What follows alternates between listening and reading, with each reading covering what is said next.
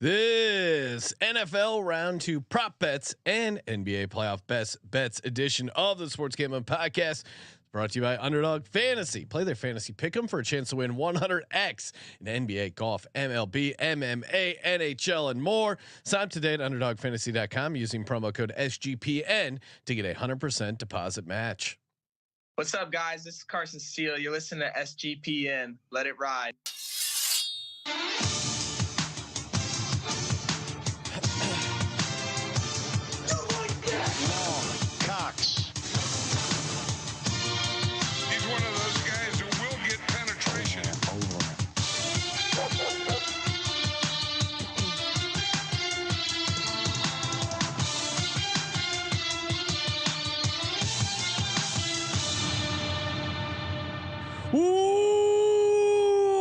Welcome everyone to the Sports Gambling Podcast. I'm Sean, second the money green with my partner in picks, Ryan, real money Kramer. What's happening, Kramer? Dog.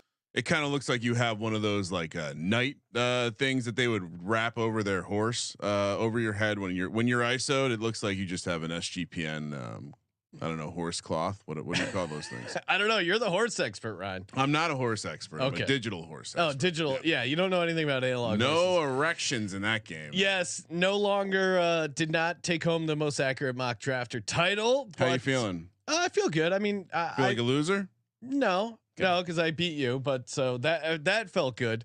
What was the final score? I'll have to pull it up, Ryan. The greatest in the world versus a mere mortal. And if I didn't get cute, I beat you. That's the thing. Some are saying I let my personal. This is no different than the 50% ownership of Dan Jones. I beat you by one. So it was a fun. I would have won. I also tied Daniel Jeremiah. So yeah, it's still a pretty good score. I mean, again, didn't have obviously Brock Bowers going to the Raiders, hit on that at 66-1. That was a sweet long shot. Basically, made it a profitable draft in spite of all my other draft long shots that have not come home. Although we still have a couple draft long shots out there, Ryan, that are still live. I was thinking, and producer Josh is going to have to start tracking this for us. But if we were ever going to have an award show, it would have to be things like best bet one this year.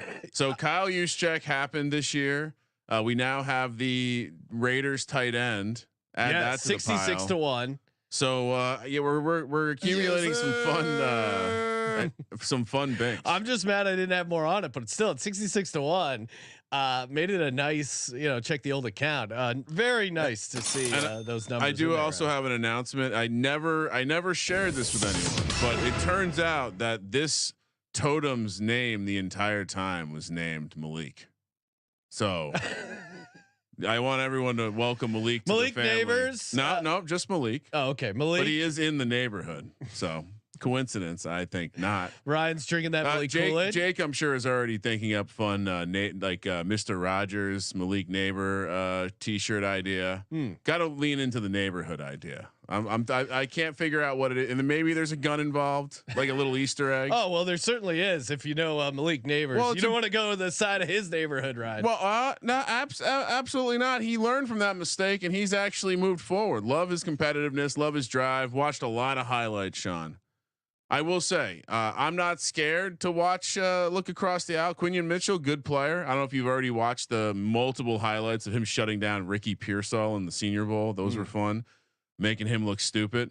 But yeah, I would. If you want to have some fun, I would check out Malik Neighbors. It's now, are you talking about checking out his when wet? Well, certainly slippery, as the charges for his concealed weapon on Bourbon Street weren't able to stick for some reason. The charges got dropped. So congrats to you and your low character organization. Shane did say in the presser that they saw the tape of the incident and they're good with it. They watched the game. They watched the tape. They're good. I mean, we still have to talk more about the Atlanta Falcons making the The insane decision to draft Michael Penix. Now, maybe the decision to draft Sean, Michael Penix. Don't give out your grade. We will be doing a full draft grades episode on Sunday. So just without saying your actual grade. Well, it's tough because I do like Michael Penix, and I think he might fit well in that system with those guys. But you don't pay Kirk Cousins $90 million and then draft Michael Penix at number 8. What, you didn't know Michael Penix was going to be available at 8? Have you not looked at a fucking mock draft? Like, what in what world did you not think Michael Penix was going to be available at 8 and that you had to pay Kirk Cousins? Okay, maybe you think Michael Penix isn't ready to start right away. That's kind of weird because 1, he's super experienced. 2, he's a guy you almost have to start right away because he's older. He has the injury history, and you bring in Kirk Cousins as a mentor. Like, this doesn't. It makes no sense at all. I mean, at least the Jordan Love, Aaron Rodgers, Jordan Love not starting. Okay, fine, that makes sense. But man, nothing about that made sense. And the Falcons think they're a good team. They're not good. Jordan Love is 25 right now. Yeah. How old's Michael Penix, right? What do you think? I think he's 24 or 25. He's 23. But 23. But his birthday, get this, Sean, in 2 weeks he'll be 24. May 8th. So he's basically 24. Malik Neighbors, Sean, for reference, is 20. But yeah, I think you nailed it. There's the roster construction piece that's confusing. There's the the championship we're a quarterback away piece, which is confusing, and there's the locker room of all these vets who are like, yeah, we're one piece. So we got the quarterback. We get a couple defensive pieces. We'll be good. Nope. We're gonna get our quarterback. We're gonna get our quarterback of the future who's gonna play his first snap when he's 27. My commentary on social media this morning was, if only Brandon Weeden was given the opportunity. I saw someone saying, don't, the Falcons are in contention for Spencer Rattler to take over for when Michael Penix is done. I mean, it's just insane. It was bonkers. And you pissed off Kirk Cousins because he was blindsided. His agent even said, like, yeah, we got no heads up on this. I mean, you paid Kirk Cousins $90 million. You're getting a top 10 talent. Give them something to build around this Kirk Cousins led team, whether D line, offensive line, even using another skill position player, which they've done a ton of already. Fine, just anyone to help Kirk Cousins win in the next couple of years. I would say I'm impressed at how many Falcons fans there are. Didn't know there were so many. They got to be so pissed. They're uniting. I think they should learn from the Panthers fans last year. Set up a peaceful protest outside the stadium. Ownership will listen, and they'll trade up to the end of the 3rd round for a receiver that no one expected to go in the 1st round. All right. So we'll do our full draft grades, but we're going to give out a couple draft props here for round 2. And then get to NBA best bets with Scotty Reichel in just a second. So Scotty, Ryan, couple draft props. Now we do have some live still as well. For safety to go off the board, we got 2 plays on that still alive. Houston Texans to draft a tight end with their first pick. That is still alive at 50-1. I'm going to add on to that. Real quick, noting on the safeties. Kinchins is gone up, so you can get a bet. If you still want to double down, you want to go a little heavier on it. It's up to 20-1.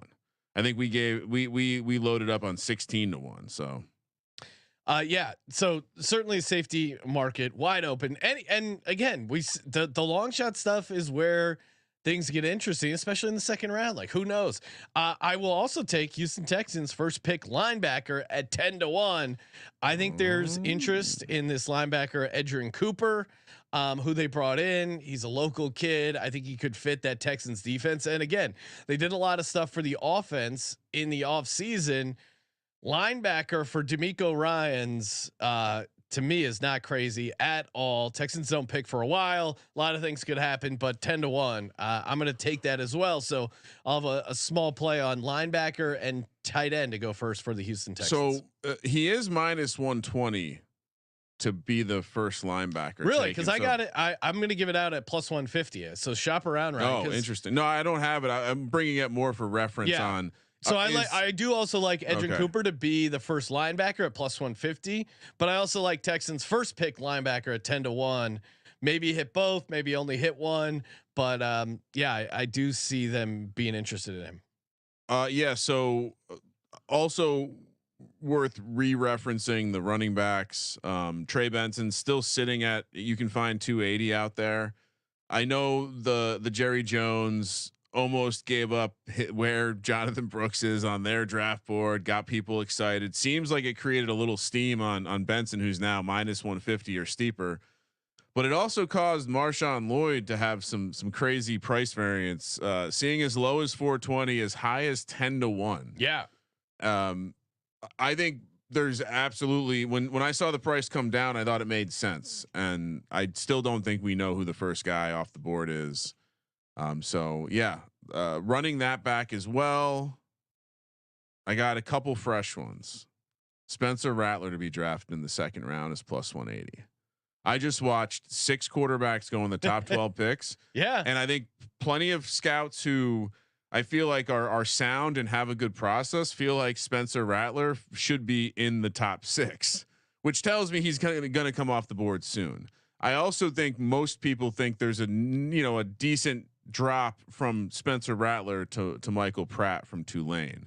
And so whoever needs that quarterback, there suddenly becomes a bit of urgency. If you think Spencer Rattler is your guy, number of teams brought him in on a visit. Sean, you were telling me the Falcons brought him in on a visit. Falcons 250-1 to take Spencer Rattler. Are you with me though? Does that not feel like a lock to you at plus 180 that he goes in the second round? Yeah, I mean, I was trying to work it out because it's like, I guess the idea that he's the only guy in his tier both helps him and hurts him. Yeah, it's interesting because a lot of quarterback needy teams, even some surprise quarterback needy teams, aka the Falcons, did take quarterbacks in the first round. But to your point, he probably is the consensus number 7 quarterback. You would imagine. Put it this way: price doesn't make sense. What quarterback gets drafted ahead of him in the second round? It's not. That's what I'm saying. Pratt almost certainly is not. So on it's the same almost level. it's almost a bet. Will there be a quarterback drafted in the second round? Now, again, sometimes these teams know, hey, I can wait. I'm going to say, just based off visits, based off making sense, you can bet on Spencer Rattler, what his the team that will end up drafting him. I'll fire off the odds here real quick because I do think. So you look at some of the chalk stuff. Raiders plus 140, certainly interesting. Rams 5-1. I don't know. Giants 5-1. The Giants did bring him in. They still need a quarterback. That's interesting. Seahawks, same kind of thing where Geno isn't their guy long term. I'm going to go to the Tampa Bay Buccaneers at 25-1. Oh, interesting. They brought him in.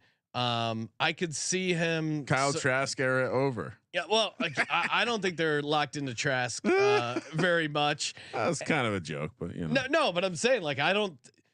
Baker is what. I mean, are they really that committed to Baker long term? Yeah, they gave him a deal, but a 1-2 year deal.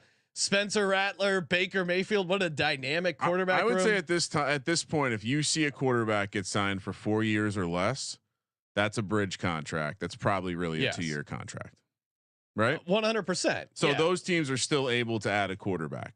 Everyone will use the reference of Alex Smith. The Chiefs were paying Alex Smith on a decent contract when they drafted Patrick Mahomes and let Patrick Mahomes sit for a year, and it worked just fine. Yes, offensive assistant. I was reading compared Spencer Rattler to Baker Mayfield again. So if you like Baker Mayfield to the point that you're paying Baker Mayfield, I think some of that would translate to liking Spencer Rattler. Certainly at the price at 25-1, feels like a fun long shot because I think. Who knows where Spencer Rattler is going to go, right? Like if you're drafting a quarterback in the second round or third, or third. If you disagree, if you agree with the odds, he's not going in the second. So if you're taking a quarterback in the third round, you're not expecting him to start in the next couple of years. So I think it really opens itself to long shot stuff. I looked through the teams that visited with him, and the Bucs were on that list. He didn't have a ton of visits. I think 25-1 makes a bunch of sense. Yeah. So I've given out Edrin Cooper, Texans first pick being linebacker. We already have tight end Ryan, Spencer Rattler to the Bucs, and then I am co-signing your Marshawn Lloyd at 10-1 first running back drafted. Who do we think is going to take him?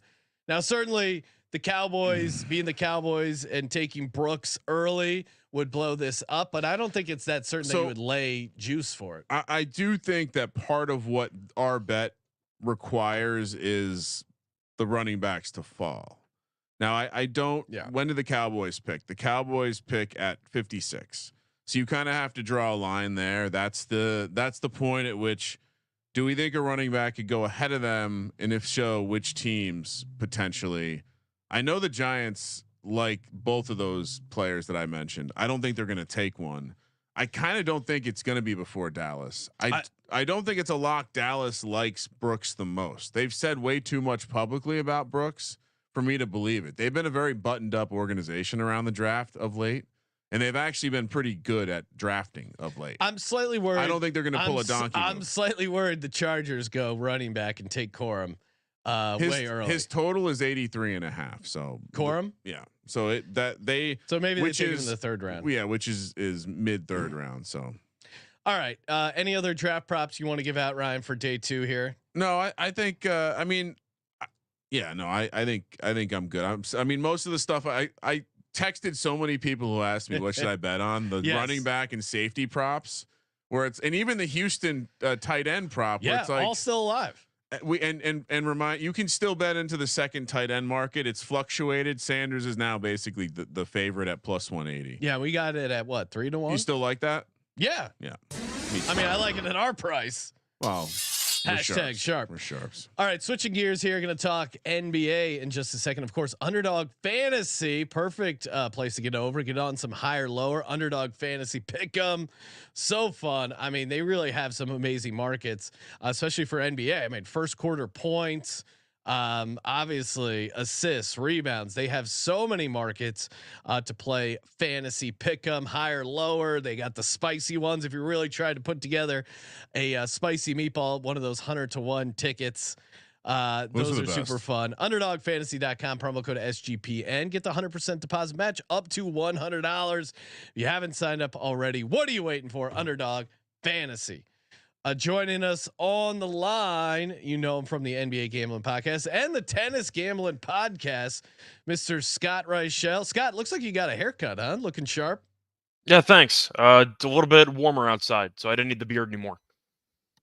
Yeah. Yeah. And you got rid of the beard. He's all, of course, all it's an up. Efficiency play. That's Scott. Come on. All he has is EV opportunity plays. Getting a little hot. You gotta get the trim there. Scott, any before we get into NBA playoffs, I'm sure you were also watching the draft. Any big picture thoughts from day 1 of the NFL draft? I feel like it's the same as most people. I don't know what Atlanta's doing. I feel like that was kind of the main shocker of the night. I forgot what Penix was to be a top.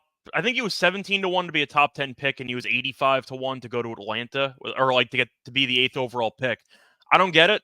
I understand the argument of trying to copy the Green Bay model, but why would you pay Kirk Cousins for 4 years with a no trade clause if you're going to draft a quarterback anyway? And I feel like people aren't talking about this enough. The most underrated aspect of actual rookies is the rookie salary and the rookie contract. And if you're going to sit Penix for basically 4 or 5 years, because I don't see you benching Cousins unless Cousins gets injured, then he's going to be your backup, and then you're going to pay him in free agency to start for you. I just don't see the vision there. I don't get it. Am I missing something? It's funny. It's like what we've done is we've gotten a room full of these Rubik's Cube experts that can solve it in 9 seconds, and we've given them fake Rubik's Cubes, and they're staring at it and they're like, "What the?" Like, there's something wrong here. I can't figure it out. There's something wrong here. Why did the? It's like the only explanation is they're idiots, because like I mean, really, like the formula for this to work out perfectly for you is what you have 2 great years of Kirk Cousins, and then you know enough to get rid of Kirk Cousins, but he's still got dead money on the cap. Like at some point, this is going to look really bad. Now, maybe they get bailed out, and maybe Michael Penix is really good. Have you heard the rumors? What? That potentially this doesn't seem logical to me, but that the tampering stuff can lead to the deal being voided, and Kirk Cousins that would be insane. Or they found out his Achilles is really bad. I mean, maybe Michael Penix looks really good, and they're like, see, we should have drafted him, but then you still paid Kirk Cousins $90 million. You could have used that to build around Penix. Like, in no scenario does it come out looking great for you guys. Dave Gettleman. Can we Photoshop Dave Gettleman's head on Bill Belichick's body at Chick-fil-A in Atlanta? Just makes no freaking sense. Complete. Yeah, I don't even know what to make. I feel bad for Falcons fans. They were so excited, and we were even saying there's too much hype here. We were already selling the team, and now it just you hear the responses. And you pissed off his agent. It's just what a horrible way to start the Kirk Cousins era. If you listen to that Twitter Spaces audio, it sounds like there was a 911 call of like someone like a house being slaughtered. That's great. All right, switching gears here, talking a little NBA. We got a nice 3-game slate here. First up, you got the Bucks catching 6.5 at the Indiana Pacers. Interesting here, Bucks. I mean, Pacers, the number feels a hair high, but I don't know if I can take the Bucks, especially on the road. They're 3-8 ATS as a road dog. I mean, to me, the most scary thing about taking the Bucks on the road, obviously, it seems like Giannis isn't going to play. He's listed as doubtful. Line suggests he's not going to play, but Doc Rivers complaining about everything they do on the road being wrong and how they're not professional, even calling out like some of the staff not doing things right the way they should. I think Halliburton has a bounce back game now that they're at home. He hasn't shot great the first couple nights, and Spicy P averaged 36.5 points per game in the first 2. I think the number's a hair big, but I think you got to take Pacers here. Scott, how say you? Yeah, I kind of am on the same page here. Part of the reason why the line is so high is because of the fact that in addition to Giannis being ruled out, he's officially out. He's not going to play in this game.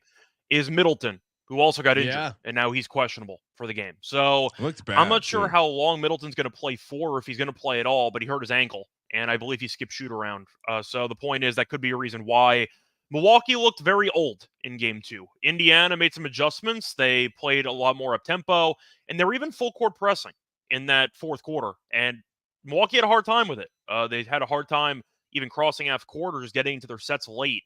It felt like Indiana realized what they had to do in order to get the job done in game 2, kind of reassert their overall identity, and they were able to do so in the game.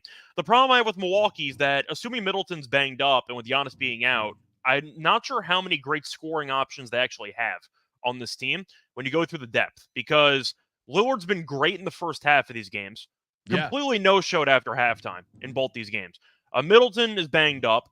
And you're going down the line here, and I'm not really sure who else has stepped up for them in the series. I like Bobby Portis. I think he's a good player.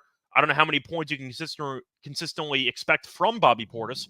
Probably in that 15 to like 18 range, give or take. So you're going to need a bit more than that. As for Indiana, Siakam's been unguardable. He's averaging 36.5 points per game. Halliburton really hasn't done much shooting-wise. He had a couple of threes at the end of game 2, but they've been winning anyway. It just felt like Indiana was able to inject pace into the game. They were able to play it at their own speed, and they're also really good at home, and that kind of resulted in some comments by Halliburton in the postgame. You could argue that maybe he shouldn't be running his mouth since Siakam's carried the entire team up to this point. But he basically said, we've had better regular season crowds in Indiana than we had in the first 2 playoff games in Milwaukee, which is a serious shot. Part of it also might be because of the fact that his brother was subject to some racial slurs in the actual stands in that. But he also went to Oshkosh, so he's from Milwaukee. He's from the Wisconsin area. So the point is, I think that you can make the argument maybe he shouldn't be saying anything. Maybe he should, because it'll get the crowd extra amped up. But I like Indiana at home. It's going to be a solid atmosphere. Milwaukee has not been that great on the road, and you're looking at Milwaukee just not having a lot of great scoring options in general. So I'm going to lean to Indiana in this one, but I can understand why it might seem a little bit high, but I like what I saw in game 2. I think it carries over in game 3. Yeah, I mean, I got Pacers for the series. I'm feeling, knock on wood, in a decent spot. Kramer, what do you? Can I give me a little donkey? Okay. It's Dominic the Donkey. Everyone's on the Pacers. I will you're say, going contrarian, right? No, I'm on the Pacers because this is the give up game for the Bucks. And weird start time. Not many fan bases would be in their seats for a 5:30 local time. Maybe it's 4:30 local. Is Indiana it's East 5:30. Right? 5:30. It's 4:30 Milwaukee time though. 4:30 Milwaukee time. 5:30 local time, and not many fan bases are in their seats at that LA, they would miss the whole game. Yeah. It's Indiana though. I feel Indiana like they can will get be out there early. Oh, 100%. I think they probably canceled classes and jobs got out early. They claim to like it means more up there, basketball. Yeah. It just means lay more. the big number. Yeah, no, Easy. it's chalky, but Pacers team total. I think if you're worried about Milwaukee maybe backdoor, and Pacers team total, I think is pretty reasonable as well. Next up, we got the LA Clippers catching 4.5 in Dallas. Scott, we saw the return of Kawhi Leonard. Kawhi's back. Seemed to not be great for them. It doesn't seem like his knee is 100%. I don't know. I like, again, I'm going chalky here with a lot of this Friday stuff. I think the Mavs are a better team, and I think Luka, while he's put up points, he hasn't had a super efficient game, which I think he's due for here at home against the Clippers. Although Clippers, they're kind of interesting, similar vibe to the Chargers, where they don't have any home court advantage, so maybe they're undervalued on the road. How say you, Scott? What do you make of this Clippers Mavs game? Yeah, I feel like the series itself has been a very ugly series in general, where the offenses have really not done much, and the game's been played in the half court. A lot of physicality, not many foul calls, but I think for that reason, I'm going to go with the under in this game, just based on how it's played. Usually, one team can make an adjustment to play faster if things don't go well. Orlando, for example, in Game 3 at home, they scored 120 plus points. You saw the Pacers in Game 2 play a lot faster. I don't know if either team wants to play faster, because the Clippers dominated Game 1. They definitely could have won Game 2. And Dallas, you could argue, maybe figured something out playing slow in Game 2. So I'm not sure either team wants to play fast. Luka, we know, is going to try to thrive in the half court, and the Clippers are the same way with Harden and a lot of older guys. So I like the under in this game. I think you're going to see another physical, grinded out type of game where first team to 100 wins if any team reaches 100. But I like the under in this game. Now, as for the actual side, it's really tricky because you expect Dallas to play better at home, but I really have not seen much to separate these two teams so far in the series. And Luka can have a monster game, which is always a possibility. You mentioned it. He has not been that efficient so far in the series. Kyrie's been okay. Do I like their supporting cast? No, not really. Yeah. Tim Hardaway Jr. got injured too. That's one less guy potentially to worry about. I'm not a Hardaway Jr. guy anyway, but at least he's a threat to shoot from the outside. And he's officially ruled out for this game. I think for this one, I just like the total, to be honest. Kind of a cop-out. Maybe if you want to go for the team that you do expect to win by 1-10. Just a close game where one team kind of grinds it out and finds a way to win. I don't see one team blowing the other one out, though. I see a close matchup, but I think you're looking at a spot where if I had to lean anywhere, I'd lean Dallas. I'd rather take the under. These games have been very ugly, very physical, not very efficient. And both teams supporting cast-wise have really not been great in the series. So I'll go with the under at about 212.5. That's like when you ask the sommelier for a wine, they don't have it, but it comes back equipped to give you 4 other options on what you can do. Great variance. It's a deep drink menu. So I gotta sell, you know. I just fired on the under. It's a compelling case. You're turning into a totals guy now, Ryan? Yeah, well, I'm just getting my backing of Dallas also out of the way. So. That's true. Yeah, you don't want to. Dallas sucks, but I'll stick with just the Mavs laying the points. I see the case for an ugly game. I don't know why the Clippers got away from Zubac. He was like a nightmare for the Mavs in Game 1. I don't know why he got less minutes, but yeah, I'll take. Jason Kidd, I think, isn't as good of a coach as Ty Lue, but I still think with Kawhi, they're gonna force themselves to play Kawhi because it's Kawhi Leonard. But I don't think he's 100%. I almost, in a weird way, think they are better without him on the court. At least this version of it. It's almost like they just brought him back cold, like he hadn't practiced in months. I mean, the Kawhi, the Clippers, it's just such a nightmare. The entire organization. Didn't they just announce he hadn't practiced in like a very long time, and then he just shows up for the game? Yeah, and then you come back in like a physical playoff game. Maybe he gets. Maybe his knee gets right, but again, it's a knee. It's. I heard there's fluid. You know, he's got to sit out for another couple of weeks.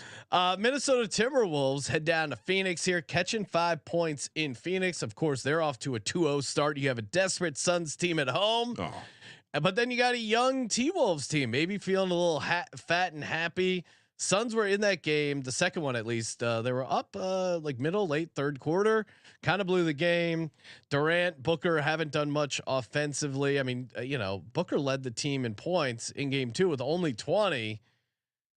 Is this a bounce back game for the Suns here, Scott, or are they cooked?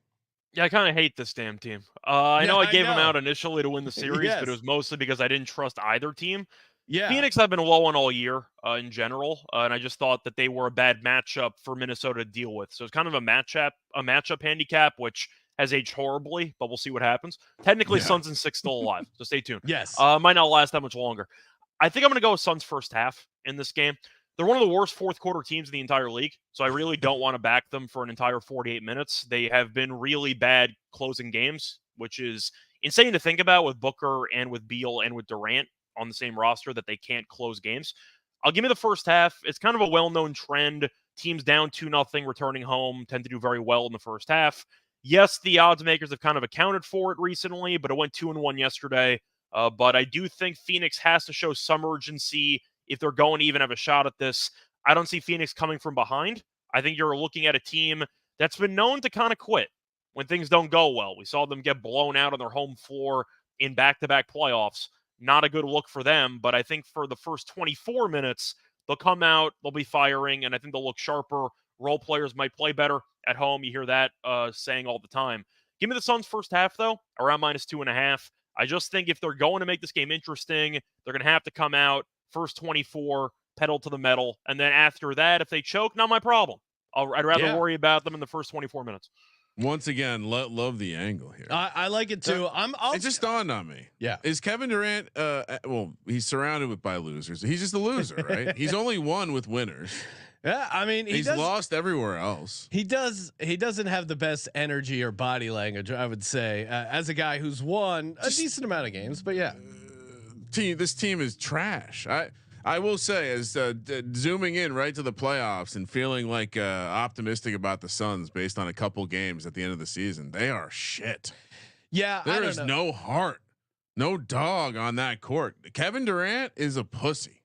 Definitely some small dog energy. I mean, say what you will about LeBron. I'll take the Suns laying the points in a bounce back spot because it's weird. I have the same feelings as Scott when the playoffs are coming. I'm like, you know what? I've been saying the entire time I'm going to fade the Suns in the playoffs. They don't have a playoff minded team. They're soft. And then they match up against the T-Wolves. Cat was coming back. Maybe that's going to offset them. They just 3-0 in the regular season. All wins by 10+. Yeah, they had owned them in the regular season. Cat's coming back. They just need to steal one of those first two, and they had a chance to steal game 2. They didn't. I don't know. Must-win game. It's a desperate situation. Desperate times call for desperate measures. Yep. I think the Suns. Also, no, I was gonna get into a tangent. We can move on though. Next up, we got the Cleveland Cavaliers at the Orlando Magic. This one again was I like the Magic for the series at the plus price. Obviously, not off to a great start. Their offense looked horrible on the road, but then massive bounce back game in game 3. Maybe the Cavs realize, hey, we just need to get one down here in Orlando, or maybe Orlando, at home. They've been great at home as a home favorite. Scott, what are we doing here? Yeah, I'm going to lean to Orlando in this one as well. What was the number that you had? 2 point favorites. I'll take Orlando in that one. This team's so much better at home than on the road. Going into the series, I believe I had Orlando in 7. Which is kind of a hot take that involves them winning a road game 7. But the point is I expected a very long series. And I was not going to immediately hit the panic button if Cleveland ended up beating an inexperienced playoff team in the first 2 games at home. Orlando kind of figured it out. Now, you could argue that it wasn't a coincidence that they brought on Scott Foster, the series extender, for game 3, and Orlando won by about 40 points. But I do think that Orlando definitely kind of fed off of the crowd's energy. And Cleveland completely no-showed the game. I'm still really annoyed that I lost the under in that game. 201.5, 8 points in the final 48 seconds. Meaningless 3-pointer with 19 seconds left to lose. That's what happens when you bring out the scrubs and they're all trying to get playoff points. Nobody really starts guarding anybody for the last couple minutes. But I lost that under. I still like the under. I'm not going to suddenly overreact because Orlando scored 121 points. Cleveland scored, 83 in that game? I'm not going to overreact. It was an unfortunate loss there for the under, but I'm still 2-1 with it. I'll run it back. The under is going to be my favorite play into this matchup, but I do like Orlando. I think it's going to be a long series. I had 7 going in, so give me Orlando and give me the under. Yeah, I'll go Orlando. And also worth noting, this is the early start time, or at least relatively early, 1 o'clock Of course it is. East, 10 a.m. I mean, yeah, It's Cavaliers magic. Of course, yeah, they gotta put it on the NBA now, which yeah, they're dumping it on here because they don't think it's gonna be. There's no offensive excitement, but the matchup's pretty interesting. I don't know. We'll see. I do like Orlando to even it up here too. Oh, I mean, is Orlando a crowd that's going to get there at the weird time at 1 o'clock? Yeah, what do we Ryan, they got a tasting over at the Epcot Center. I don't know. I'm not gonna. So I do have family that lives in the area, and they take in basketball games from time to time. And it does seem like the fan base has ballooned in the recent months. So I'm wondering how many of them are going to be getting to that tip right there, middle of the day. Give me the Cavs. Cavs. Yeah. All right, Ryan. I'm not going to overreact. I heard Scott say that 3 times. I'm not going to overreact. This Magic team's worst pick I had on the NBA show. Wish I should have listened to someone. Oh, come on. There's still plenty of time for Orlando to pull this out. This is the classic. They dumped the Gatorade after game 3. Dominant performance, overreaction time. Hey, Ryan, whether you're a world-class athlete or a podcaster like us, we all understand the importance of mental and physical well-being, proper recovery for top-notch performance. You know what I'm talking about. I'm talking about Unified Healing. That's right. They're sponsoring this episode of the NBA playoff picks, and NBA playoffs, you need to be at your best physically, mentally. Makes sense why they're sponsoring it. Hopefully NBA players are listening, getting inspired by Unified Healing. Unified Healing is a new super innovative global network of wellness centers powered by the Energy Enhancement System, aka EESystem. If you haven't heard of EESystem yet, you'll want to listen up. This technology promotes wellness, deep relaxation, purification, and rejuvenation. Whether you're here in LA or hundreds of other locations across the globe, access to a center is both easy and affordable. Interested in experiencing the EESystem technology for yourself? Go to unifiedhealing.com/SGPN to find a center near you. That's UNIFYDhealing.com/SGPN. No material testimonials on the Unified Healing website are intended to be viewed as medical advice or substitute for professional medical advice, diagnosis, or treatment. Always seek the advice of your physician or other qualified healthcare provider. Any questions you may have regarding a medical condition or treatment, and before undertaking a new healthcare regimen, including EESystem. Kramer, got some good games here on Saturday, starting with the Oklahoma City Thunder at the New Orleans Pelicans. This is interesting. I was all over the Thunder game 2. Felt like, hey, they survived the Pelicans' best shot. They are the better team. They were at home. They're going to cruise. But now this is again noon tip here, West Coast time, afternoon game. Pelicans I think you're going to get the best shot of the series from the Pelicans here. The question is the Pelicans' best shot good enough to win this game?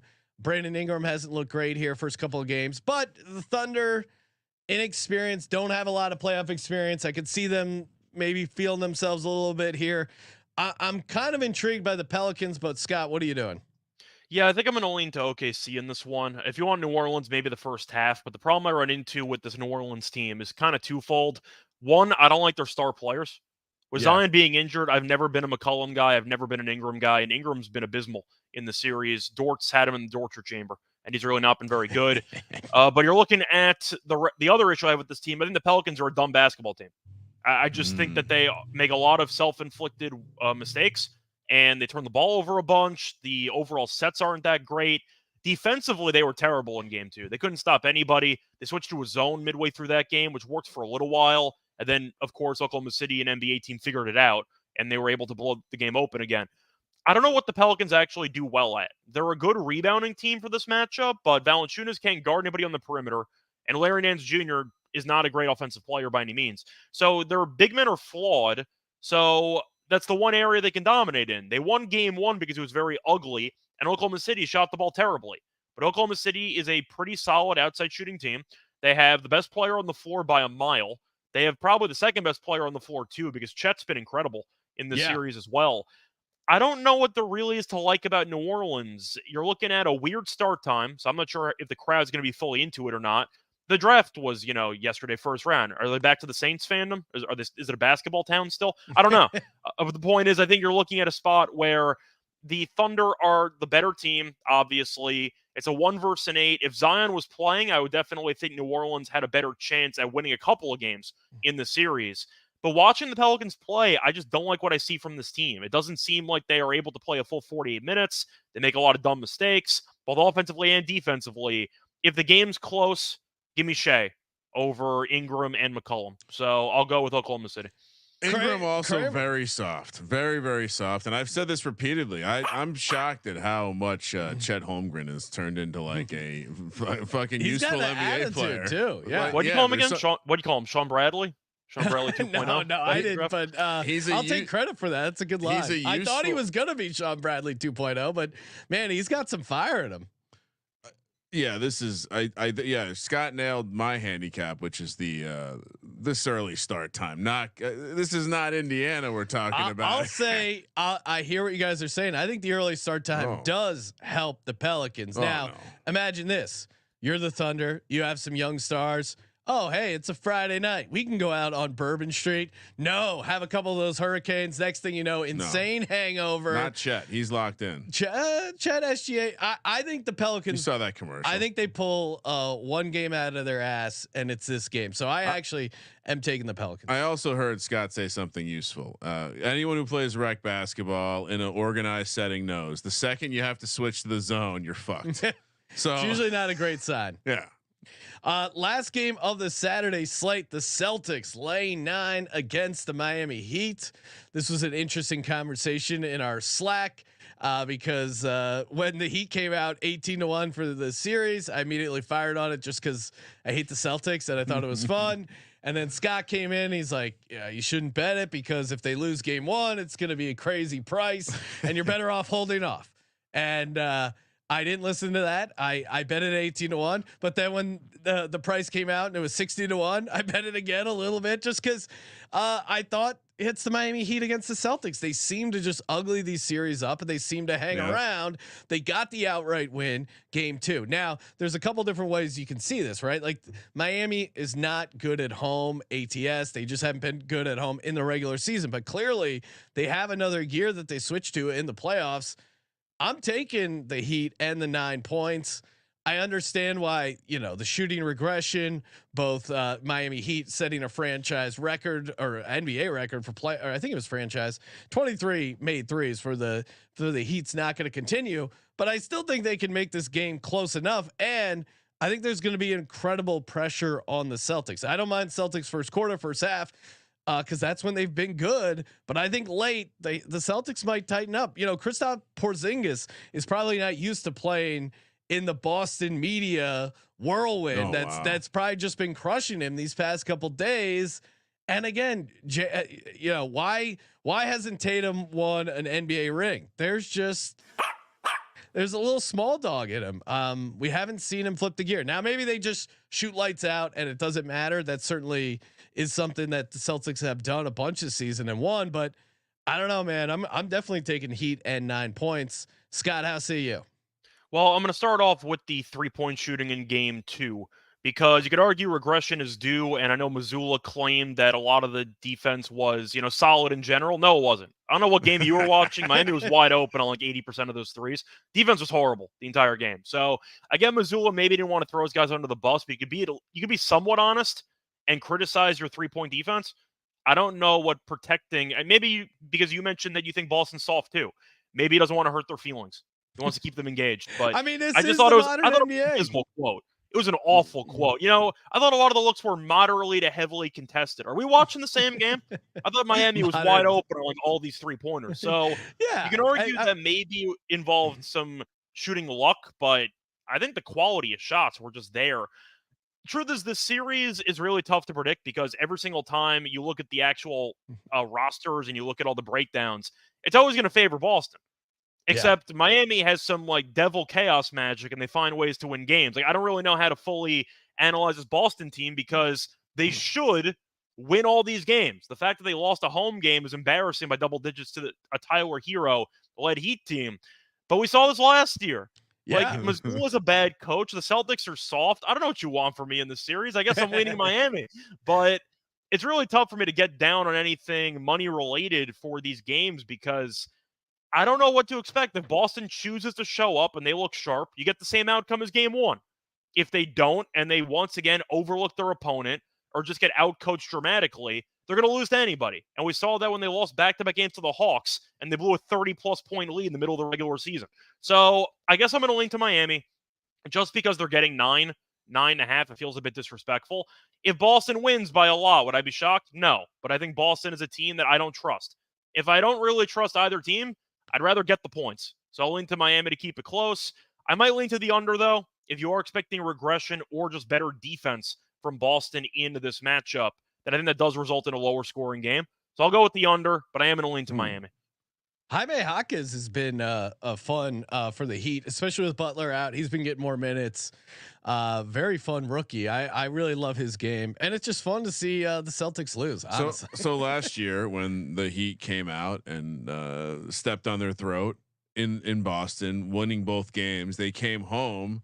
And did Boston bounce back in that game? No, they lost because their buttholes are tight. We're back to talking about buttholes on the show. Now they correct me if I'm wrong. They went up 3-0. They went and up then 3-0. Yeah. And Boston, then Boston won 3 in a row, and then they arguably should have won in 6 because Derek White had that putback in Game 6. But the point is they were up 3-0. Yeah. But yeah, I think just in general, you can't overlook softness in the coaching staff, in the team, and clearly this rattles the fan base. That's where you really get fucked. Well, because Miami fans will sense this, and guess what? They'll be there on time. They feel like they have hope now.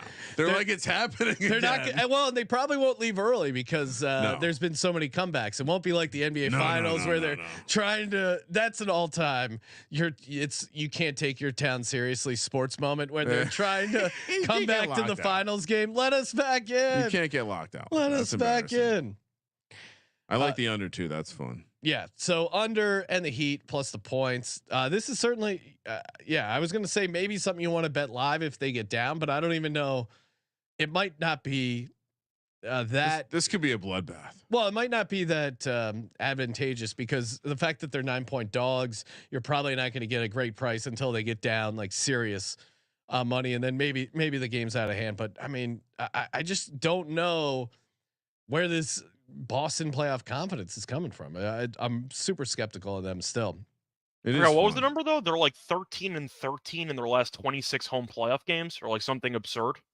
Yeah, I think that's like the another one I saw was something around the idea of like they were 55% straight up as a home favorite in the NBA playoffs, where like most other teams are 76% or more. You know, it's crazy. So they were probably implied odds of greater than 76% or more in a lot of them. I can't even blame it on Mazzulla though, because I went back to Udoka too. So it wasn't even like a coaching thing. That's definitely a roster thing. Seems like there could be some rot in the building.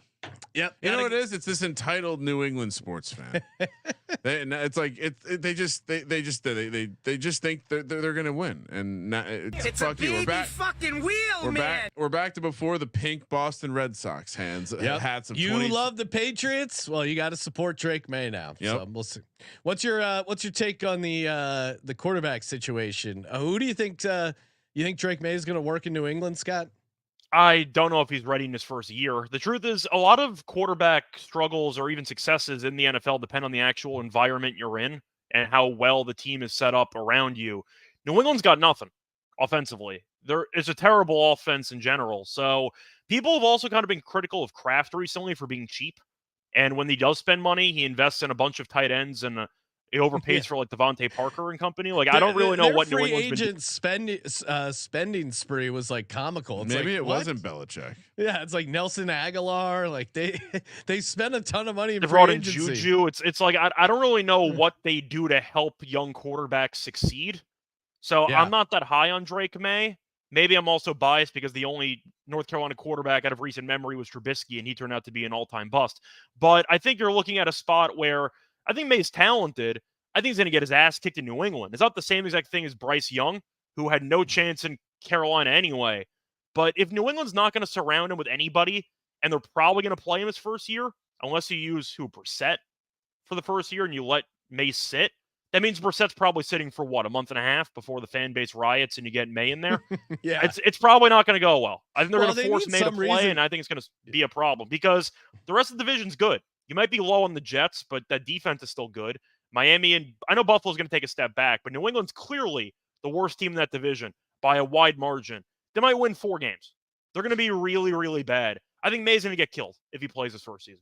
He and the best part is the Patriots fan base having to listen to a guy that sounds just like Eli Manning. He sounds just like Eli Manning. It's great. Unclear what's going to happen with this Patriots guy, because who's developing this quarterback that needs development? Gerard Mayo. I don't know. Skeptical. Yeah. Last game of Saturday night, we got the Denver Nuggets laying 3 in LA. Nuggets just own the Lakers. Yep. It's just that simple. Yep. I don't know why it was a pick game 3. And these the games are very. Due. They lost 10 straight. They were due. Come on. I know, it's like a roulette wheel. It's yeah, guys. No, actually, it isn't a 50-50 proposition. This team just has this team figured out, and it's comical because the Lakers keep winning the first half, and then the Nuggets are like, yeah, well, we'll just beat in the second half. Like the Nuggets didn't even shoot that well from 3. Like they just are a better team. They are outmatched, and LeBron, I think, might get swept again. I heard Scott Van Pelt like it's like UConn. You feel like you're in the game. Next thing you know, you're down 8 points, and you have no idea what happened. Also, did you see the press conference? The video clip made some rounds, but LeBron basically just saying it's just basketball. Well, when he was calling out the replay center, I go, oh, okay, gotta fade him game 3. This is not winner mentality when you're, why do we even have a replay center? And I think Scott was the one that tweeted out the free throw differential, and the Lakers have a comical advantage of that. So Scott, I don't know. I mean, taking the Lakers and the points feels way too cute here. What are you doing? Yeah, I think the free throw differential, by the way, was for the last 2 seasons, including the playoffs, the Lakers free throw differentials plus 1100. Which is like insane. 3 times more than any other team. So that was kind of why I tweeted it out. I just thought the free throw differential was worth mentioning. Yeah, if there's any team that should not be complaining about calls, it's probably the Lakers. Just going to throw that out there.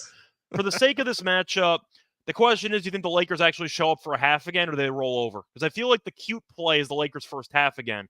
For game 3, I had Lakers first half, Nuggets full game on the premise of I've seen this movie before, and it was plus 420. So that worked out pretty well for me.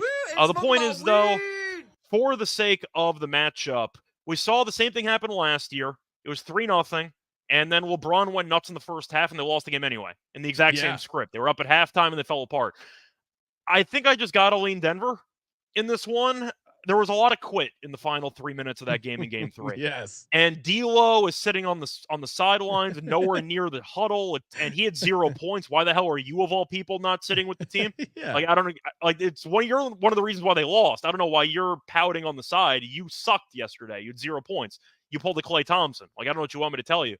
But it just seems like the Lakers are at each other's throats right now. There's a lot of arguing. There's a lot of just overall lack of decisiveness from Darvin Ham, who's guaranteed to get fired once they lose the series. Oh, yeah. And I know he's a bad coach. The roster construction's not good either. You're giving Dinwiddie minutes. Gabe Vincent's getting minutes. Go down the line. You're relying on Taurean Prince. You're relying on Reeves, who's been terrible this entire series. D'Lo's been good for 1 game. It's like Austin Reeves isn't showing up. Yeah. Well, did you expect him to show up? Like what? To your he was point. good last year in the playoffs, but they paid him a bunch of money. He hasn't been that great, but you're looking at the Lakers supporting cast. Rui's been terrible. Who's been good in this entire supporting cast? And the Nuggets have been doubling down on the minutes for Murray and for Joker. I know Reggie Jackson got injured in game 3. He wasn't going to play much anyway, but you're just going down the line, and the Lakers have to rely on 39-year-old LeBron and older Anthony Davis, who we know can be a little bit fragile and soft, if you want to use that term again, kind of the buzzword for the episode. They have to play 42 plus minutes per game just to have a shot to even be close in these games. And everyone's being mad at Anthony Davis and LeBron for no showing fourth quarters. It's because they're exhausted. They have to play every minute of the game to even be competitive, and Denver just waits around. They hang in there, keep the game competitive, and then once the Lakers start getting tired and once they start making mental mistakes, the Nuggets jump on them. It's been the same story for 2 years. I don't see it changing. Maybe the Lakers show up for a half again, but this team does not play a full 48 minutes, and Denver is going to get better shots than you down the stretch in crunch time. They're just going to. So if I don't like the supporting cast for the Lakers and I question the overall fitness of their two best players to play 42, 45 minutes of effective basketball, I'm not going to pick you to win games. Give me Denver to sweep because they've won 11 straight. About to hit my sweep bet. That's going to feel nice.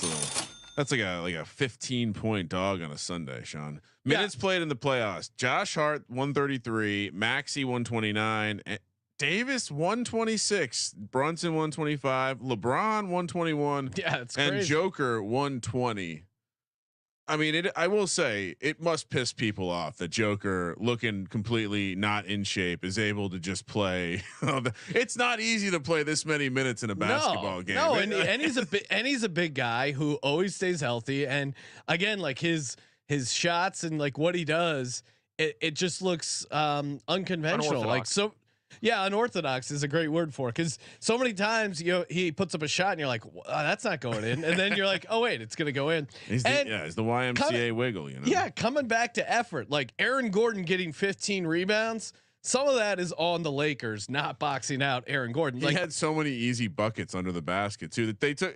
Just watching a little of that game, they took so long to adjust to these basic ass cuts, and Joker's just too good. I mean, you watch the Nuggets, and my takeaway again as a TMZ fan feels like the Denver Nuggets are more of a lock to me to win the West than the Boston Celtics were coming into the East, which was the inverted view of most people.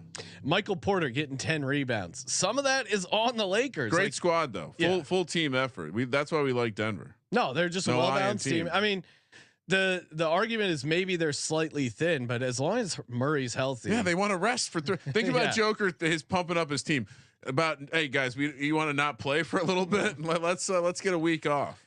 Certainly, he might be able to fly back. Hey, it's just basketball. Horse action. A last game that we got odds for. You think Joker's into the digital horses? I'm sure we can sell him on it. He loves horses. Yeah.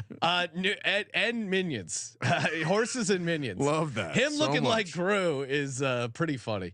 Doesn't it feel like the Nuggets are kind of just like trolling the Lakers at this point? Yeah, I understand they've gone down in the first half of all these games. It feels like they're giving like 60% effort and overall care. Like, we just beat this team. We know they're not any good. We're just going to take care of business. But from quotes from Malone and from all these other quotes, it's just like, oh no, we know we're going to win. The question is, like, how do we want to win this time? And it's a psychological thing. The Lakers every game have gone up.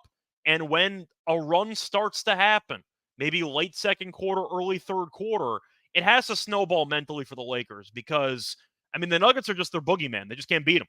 Simply put, it's been 11 straight. I just think if you're going to pick the Lakers, it's got to be early, because you don't trust this team to maintain mental focus and to make proper adjustments. I saw the fourth quarter yesterday had Gabe Vincent and Dinwiddie on the court together. They're on the verge of going down 3-0. They're starting the quarter with Dinwiddie and Vincent on the court together. There's just not much to like about the Lakers, and I wonder if LeBron will have his bags packed for Lick Cancun in the middle of the fourth quarter. Who knows? It's just basketball. Bigger things to fry in life. LeBron's got bigger fish to fry. Got to help build the bunker in Hawaii with Oprah. Yeah. All right. Last game of the slate. We got the New York Knicks catching 5 points in Philadelphia. Of course, I'm taking my Sixers. They should have got one of those first two games. They didn't. They rebounded, beat at a 50-point game. They're gonna roll here once again. Scott, am I right, or do the Knicks close this out and make it a nail biter here? I'm gonna go with the Sixers in this one. I had the Sixers in Game 3. It feels like it's going to be a long series anyway.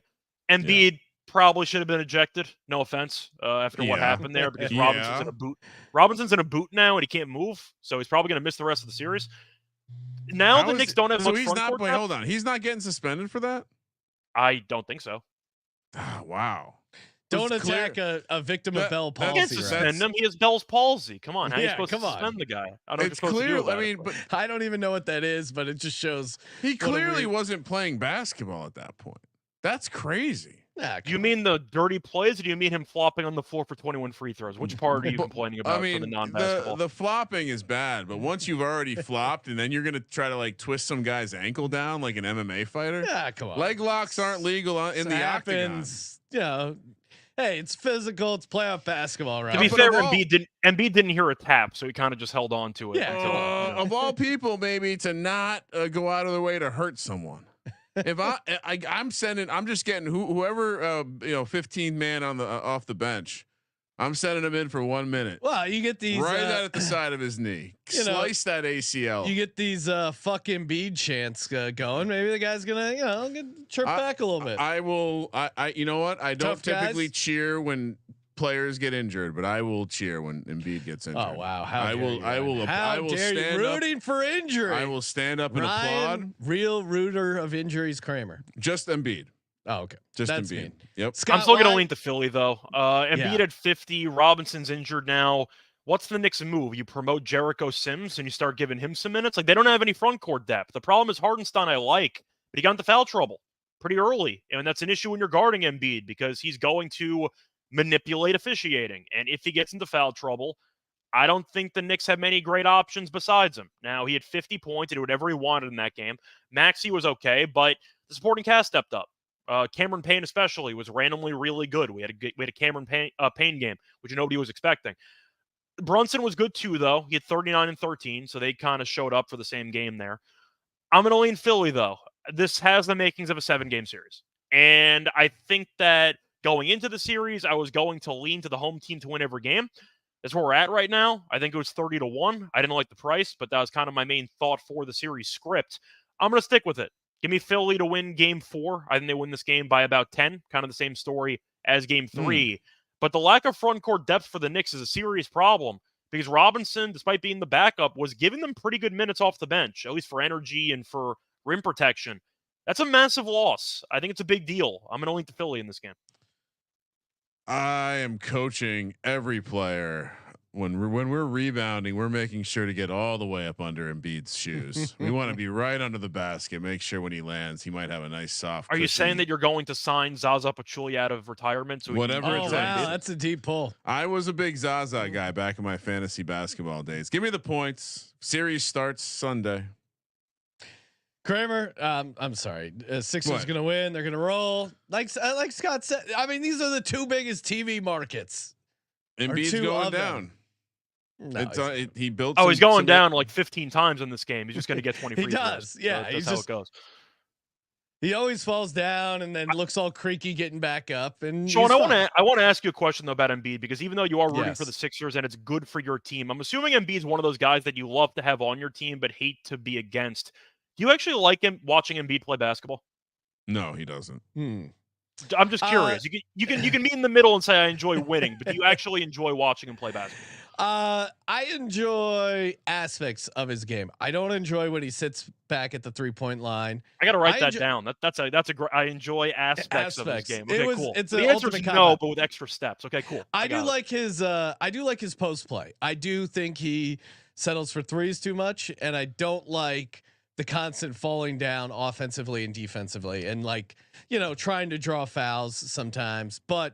Him in the paint, like his post moves, some of those are like old school centers that remind me, and that to me is the most fun part of his game. So he's got great footwork. I agree with you though about his. I'm not denying his talent. He won the MVP. I think he deserved the MVP. He's a phenomenal player. I hate watching him play basketball, but I feel like that's a pretty common, I'd say, opinion. It was 50 points on 19 shots. I mean, it was a free throw contest for most of the game. But hey, look out! More attempts at the line, Ryan. That's what we need. Oh, I took Philly in game 3, so I enjoyed it. It was just a takeaway. Excited to see Embiid's next attempt to get inside the octagon, do a little jujitsu. Oh man, yeah. Herschel Walker was a MMA guy randomly. Ryan Embiid, got a little crazy. Probably too big of a frame, but certainly has a crazy reach. He had a nice takedown the other night. That's crazy to me in the NBA of all leagues that's not turning into some. Come on, he grabbed his foot. Let's not. I just don't know what the difference is between a flagrant 1 and a flagrant 2. If that's a 1, Robinson's in a boot. What more do you need for a 2? That's true. I mean, if I'm the Knicks, I'm like, well, what? Like, this is actually intentful. He's trying to injure him. He does injure him, and you don't suspend him. But if a guy comes off the bench and fucking does a little dance on the court, you got to get. Shout out Dick Puncher saying he took Philly to win the series plus 350 before that game. We give a fuck what Dick Puncher's up to. And you can get it now plus 200 still. Which feels like a decent value considering. I'm going to agree with that point. 200 feels large. The argument is the Knicks are still up a home game with home court advantage. If Philly wins this game, it might be minus 110 apiece. I think Philly's alive to win the series. I mean, I did initially. I have the Knicks in 7. You could argue they should be up 2-1 or even 3-0 based on how the first 2 games in New York went. Those weren't easy home games for the Knicks, and I do think that it's going to be a competitive series. I don't mind the plus 200. I'm still going to pick Knicks in 7, but I have 7 in the first place, so plus 200 is a pretty solid value play in my opinion. Yeah. I mean, Knicks and whatever you want to talk about. Embiid's going down. I mean, I know he's not going down, Ryan. You're going down. UN Turtle. I mean, it's if there's any honor in the game of basketball, someone's going to take him out. All right, let's close. Did he apologize at least? What's he going to apologize for? It's a physical game. In the load management era of basketball, you think there's honor? Really? Well, that's a hot my take. point. How is this not a suspension? It's a soft league now. He actually, I mean, in watching it real time, I said, "Oh, he has to be suspended now." He's not suspended. He's playing game 4. They're gonna roll. They're gonna cover. He's gonna get the win. Scott, what do you like as your lock and a dog here for this slate? All right. So my lock for the show, we covered a lot of games here. For the lock, let me just quickly see if I prefer anything on the Thursday or Friday slate, because a decent amount I like. I think for the sake of this matchup, though, I mean, I do like that Cleveland Orlando under again, but I got burned in game 3, so I'm still a bit salty. I think I'm going to skip the actual Friday slate. I think I like the Saturday slate more. For my lock, I'm going to go with. I'm going to save the Denver play for my dog. I'm going to go with Orlando, minus the 2. I think home court matters a lot in the series, and it seemed like Orlando figured some stuff out. They're playing a lot better defense. They were solid offensively in that game. I think that Cleveland and Orlando is destined for 7. That's kind of how I look at the series, and I think you're going to end up seeing a competitive 7-game series because of it. Maybe not the individual games, but the ebbs and flows. I'm going to go Orlando, minus 2. I like what I saw. Not totally overreacting to what I saw in game 3, but I was very impressed at how Orlando responded to the adversity, and I think the crowd definitely helps. So give me Orlando, minus the 2 as my lock. Ugly game, but I think Orlando offensively might have figured some stuff out, which will help them in this game. For my dog, I can either go with Denver to potentially win on an alt line. I can go with Lakers first half, Denver full game again. That's an option too. Maybe just Embiid 30, 35 plus and a Philly win. I mean, that's an option too, if I want to go with that. I'm going to stick with the overall theme of the 11-game series between these two teams. Give me the Lakers first half, Nuggets full game. It was plus 420. It was plus 420 in game 3. I don't have the line in front of me. I can try to pull it up. I think some people said they found 6-1 on that prop yesterday. Oh wow! So I don't have a line on it, but I'm going to wait till closer to game time and shop around. Give me Lakers first half, Nuggets full game. I'm not going to fix what isn't broken. It's been a cash cow. It's 3-0 in the series. Let's make it 4-0. Love it. Yeah. I'm with you, Scott. I'll just go officially with the lock. Denver minus 3, but love that angle. Why not keep running it back? It almost seems like the Nuggets are doing the little brother thing. If you're playing like pickup basketball, like, score a couple baskets and then it's make it, take it in the second half. And they're just running all over you. It's a rope-a-dope thing. It's like a Muhammad Ali rope-a-dope. It's like, oh no, you're doing well. Keep doing what you're doing. And then they just immediately are like, oh no, you're actually screwed. That's the best analogy. Like they're letting you run around, tire yourself out, give all your effort, LeBron, and then we got the second half. I'll also take a sprinkle on the Miami Heat money line. I mean, just their playoff history against this team. How can you not think there's a little value at plus 340, plus 350?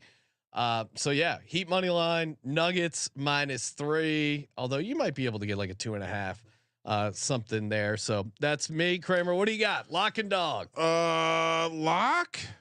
All right. So I'll, you know what? I'll pivot here because both of those could be locks. We'll lock up OKC and we'll make the dog Denver minus.